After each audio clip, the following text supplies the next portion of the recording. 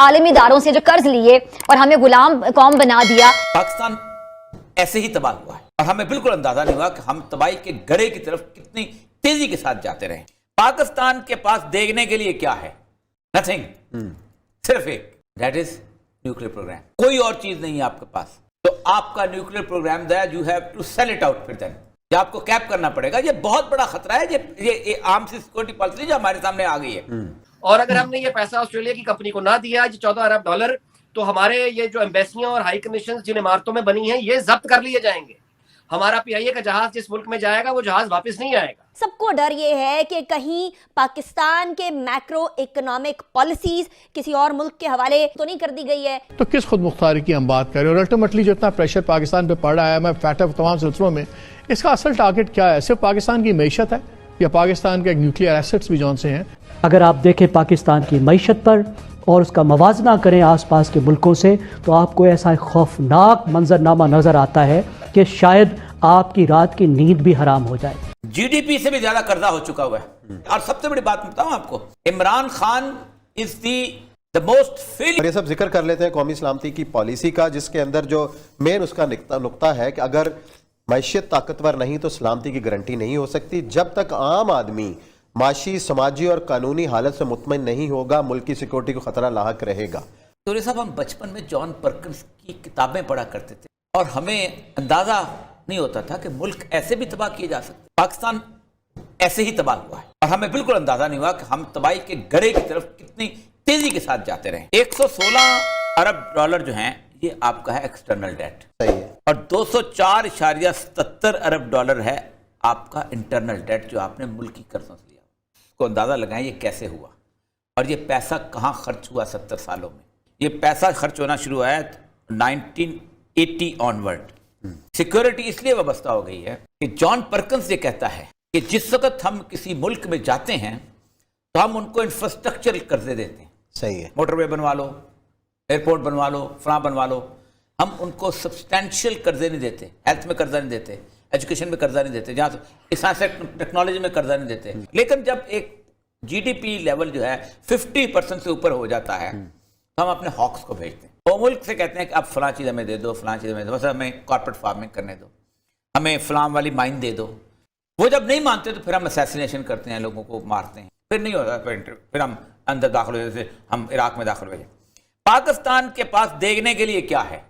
Nothing, सिर्फ एक, that is nuclear programme. कोई और चीज नहीं है आपके पास। और अगर आप इस वक्त सिक्योरिटी को इसके साथ नथी नहीं करते तो आपका nuclear programme that you have to sell it out, फिर देन ये आपको कैप करना पड़ेगा। ये बहुत बड़ा खतरा है। ये आर्म्स सिक्योरिटी पॉलिसी जो हमारे सामने आ गई है, बहुत बड़ी पॉलिसी है। और पहली आपका इस वक्त जीडीपी से भी ज्यादा कर्जा हो चुका हुआ है। और सबसे बड़ी बात बताऊं आपको, Imran Khan is the most failure project of this country. वो समझते थे कि इसका इंटरनेशनल एक्सपोजर है, बहुत पैसे आएंगे, बरसात हो जाएगी, डॉलरों की बरसात हो जाएगी, ये करने को। उसको उलट इसलिए हुआ है कि उसके अंदर पर्सनल एडमिनिस्ट्रेटिव एक्यूमेन नहीं था। एक चीज होती है, सिर्फ तकरीरों से या नारों से या गुफ्तगू से हैंडसम होने से तो नहीं आगे बढ़ता। अगर ये मुल्क है तो मैं हूं, ये 18वीं तरमीम, ये फलानी तरमीम, ये कुछ नहीं है अगर ये मुल्क नहीं है। सही है। ये इस इकोनॉमिक क्राइसिस से कैसे निकलेंगे? यानी आप इस वक्त स्टेट बैंक से बोरो नहीं कर सकते। IMF ने ताले लगा दिए, आपको मजबूर कर दिया कि स्टेट बैंक को खुद मुख्तारी दो। ये क्या बदमाशी मतलब हो रही? सबको डर ये है कि कहीं पाकिस्तान के मैक्रो इकोनॉमिक पॉलिसीज किसी और मुल्क के हवाले किसी प्रॉपर चैनल के थ्रू तो नहीं कर दी गई है। शहजाद चौधरी साहब, सबसे पहले मैं आपकी तरफ आऊंगी। अब बहुत सारे फ्रंट से गवर्नमेंट घिर गई है और उसके अंदर सबसे बड़ा मसला अब ये है कि इकोनॉमी को किस सिमत में लेकर जाया जाए। देखिए, नए साल के आने में 2 दिन रहते हैं और इस तरह के वक्त में मैं कोई ग्लूमी बात नहीं करना चाहता, लेकिन आप एक छोटा सा एक अंदाज़ा लगा लीजिए कि जब आपके घर के अखराजात आपके मुकम्मल आपकी जो अर्निंग है उससे ज़्यादा हो जाएं तो आप एक बैंकरप्ट हाउस होल्ड हो जाते हैं।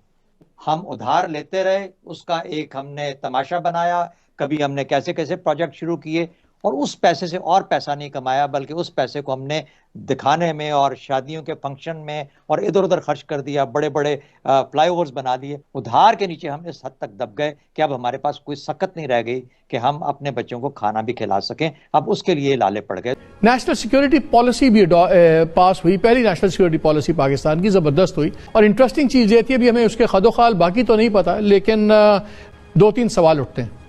اگر گورنر اسٹیٹ بینک جواب دہ نہیں ہے پاکستان کی گورنمنٹ کو، کیا خود مختاری رہے گی؟ اور صرف آئی ایم ایف نے اگر سٹرنگز پل کرنے اور جو باتیں ہو رہی ہیں تو کس خود مختاری کی ہم بات کریں؟ اور الٹیمیٹلی جو اتنا پریشر پاکستان پہ پڑ رہا ہے آئی ایم ایف فیٹف تمام سلسلوں میں، اس کا اصل ٹارگٹ کیا ہے؟ صرف پاکستان کی معیشت ہے یا پاکستان کے ایک نیوکلیئر ایسٹس بھی جون سے ہیں؟ کہ جو منی بجٹ ہے اس میں عام آدمی کے استعمال کی جتنی بھی چیزیں ہیں، اشیاء، ان پہ ٹیکس نہیں لگایا جائے گا۔ اور پرائم منسٹر صاحب نے بھی کہا ہے کہ جس سابق حکمرانوں نے عالمی اداروں سے جو قرض لیے اور ہمیں غلام قوم بنا دیا، اس لیے جو عالمی ادارے ہیں ان کا قرض و سود واپس کرنے کے لیے انہی سے قرض لینے پڑتے ہیں۔ کیا کہیں گی آپ؟ فضا، آپ قرضوں کے حوالے سے دیکھیں، کوئی لاکھوں میں کروڑوں میں نہیں، اربوں خربوں کی یہاں بات ہو رہی ہے، تو ایک ایک بچے پر، ایک ایک بندے پر، آپ پر، مجھ پر قرضہ ہے۔ خان صاحب نے ہی کہا تھا کہ میں خودکشی کر لوں گا، آئی ایم ایف کے پاس نہیں جاؤں گا۔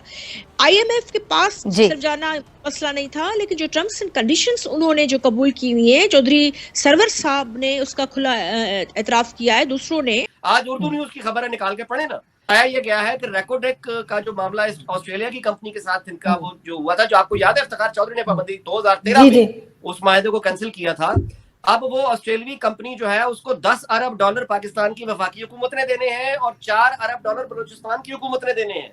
اور اگر ہم نے یہ پیسہ آسٹریلیا کی کمپنی کو نہ دیا، یہ $14 ارب، تو ہمارے یہ جو ایمبیسیاں اور ہائی کمیشنز جن عمارتوں میں بنی ہیں یہ ضبط کر لیے جائیں گے۔ ہمارا PIA کا جہاز جس ملک میں جائے گا وہ جہاز واپس نہیں آئے گا۔ خاص طور پہ جو ایک ناکام معیشت کا ملبہ ہماری ہارڈ کور سیکیورٹی پہ پڑ رہا ہے اور پڑنے والا ہے، وہ آنکھیں کھولنے کے لیے کافی ہونا چاہیے۔ اگر آپ دیکھیں پاکستان کی معیشت پر اور اس کا موازنہ کریں آس پاس کے ملکوں سے، تو آپ کو ایسا خوفناک منظرنامہ نظر آتا ہے کہ شاید آپ کی رات کی نیند بھی حرام ہو جائے۔ پاکستان کی آبادی آس پاس کے ملکوں کے حوالے سے ان کی نسبت سے دگنی سے بھی زیادہ ہے، یعنی وہاں 1.1% آبادی پڑ رہی ہے۔